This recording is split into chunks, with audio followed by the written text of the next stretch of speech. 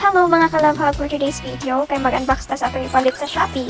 So ano siya, pwede kayo siya sa mga nag-work from home nga kanang bitong busy na kayo mo, like, well, magklase mo or na may trabaho sa balay mo, na pwede labas sa inyo mga kuan bitaw ka ng madala-dala and dili siya kuan sa lugar, dili makakawat ng space.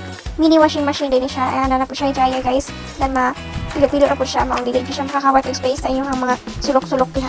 Very affordable tayo niya siya guys, and naka-sale yan po niya siya dun sa Shopee and na po siya sa TikTok. So akong ipili nga color is pink. So mo siya guys, ato nang tryan guys kung kanang sulit pa yun ato ang ipalit nga mini washing machine. And ato na siyang i-try kung sulit pa yun ang atong below 1,000, makapalit na taog ka ng washing machine and at the same time na po siya dryer. So far guys, okay naman kayo siya guys. Like, pwede mo siyang matuyok-tuyok guys, sama sa imong pagtuyok sa iya guys. So kung gusto mo madali ang trabaho, then mostly yung labhan kay mga pangbalayra, and then grab na ni guys. More to guys. Thank you so much for watching. Bye!